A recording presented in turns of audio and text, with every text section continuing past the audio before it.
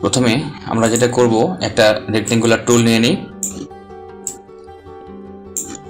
টুল নিয়ে দেখেন selection tool হচ্ছে আমাদের ভি, তারপরে হচ্ছে আমরা যদি এ প্রেস করি, হ্যাঁ, এরপর অল্টার প্রেস করে কিবোর্ডে অল্টার ধরে রেখে যদি আমরা মাউস দিয়ে এখানে প্রেস করি, তাহলে দেখেন এটা কিন্তু চেঞ্জ হচ্ছে। খেয়াল করছেন?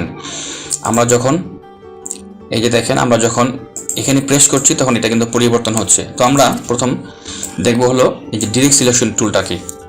এখানে চাপ দিয়ে ধরলেই এটা দেখা যাবে direct selection tool. Direct selection টুলের মূলত কাজ হলো, যেমন আমি যদি এটাকে ব্যান্ড করতে চাই, এই রাউন্ডটাকে, এই শেপটাকে ব্যান্ড করতে চাই, তাহলে হচ্ছে এই ডিরেক্ট সিলেকশন টুলটা কাজ করবে।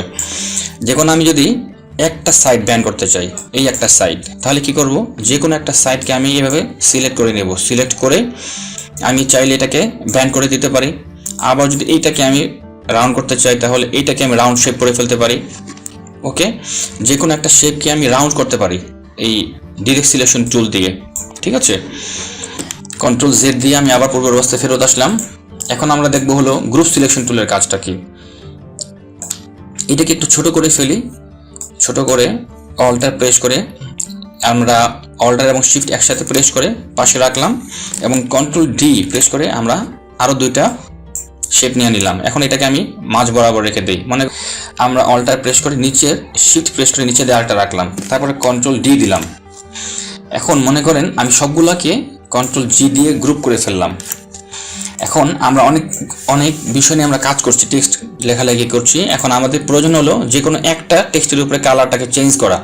তখন আমরা যেটা করব, এটাকে আমরা কি করতে পারি, রাইট বাটনে ক্লিক করে আনগ্রুপ করে দিতে পারি। আনগ্রুপ করে তারপর আমরা এটাকে কালার চেঞ্জ করব।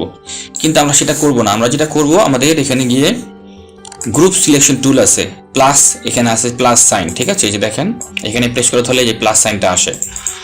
আমরা এখানে যখন প্লাস সাইনটা আসলো অল্টার প্রেস করে ধরে, তখন আমরা যেটা কালার চেঞ্জ করব সেটাকে আমরা এখানে প্রেস করে দিব। ঠিক আছে, এই যে দেখেন আমি এটাকে প্রেস করে দিলাম। এখন যদি আমি এখান থেকে কালারটাকে চেঞ্জ করে দেই, যে কোনো কালার আমরা চেঞ্জ করতে পারবো না। এখন যদি মনে করেন আমি এইটার কালারও চেঞ্জ করব, শুধুমাত্র এইটার কালার চেঞ্জ করব, তাহলে কি হবে, আমি এখানে এই যে গ্রুপ সিলেকশন টুলে যাব, এই যে দেখেন গ্রুপ সিলেকশন টুলে কি আমি এইটারও কালার চেঞ্জ করতে পারলাম। খুব সহজ। আসলে গ্রুপ সিলেকশন টুলের কাজ হলো যে গ্রুপের মধ্যে যেই অবজেক্টটা থাকে সেটাকে শুধুমাত্র কালার চেঞ্জ বা এডিট করা। এটা গেল একটা বিষয়। আর 3 নম্বর পয়েন্ট হলো লেসো টুলের কাজটা কি। এখানে দেখেন এই যে লেসো টুল আছে। লেসো টুলটা হচ্ছে আমাদের ফটোশপের মধ্যে যখন আমরা লেসো টুলটাকে সিলেক্ট করে কোনো অবজেক্টে ক্লিক করতাম, সেই কালারগুলো সিলেক্ট হয়ে যেত কিন্তু। ঠিক আছে, কিন্তু আমাদের এখানে লেসো টুল হচ্ছে সেই কাজটাই করবে। এখানে আমাদের এখানে কিউ, হ্যাঁ, কিবোর্ডের কিউ প্রেস করলেই হবে। মনে করেন আমি এইটা এবং এই নিচের এইটাকে সিলেক্ট করব, তখন আমরা কি করব, এইটাকে ধরে এইভাবে সিলেক্ট করতে পারি। এই যে এই দুটো সিলেক্ট হয়ে গেল। এখন যদি আমরা দুটাকে কালার চেঞ্জ করতে চাই, তাহলে দুটো কালার চেঞ্জ করতে পারবো আলাদা আলাদাভাবে।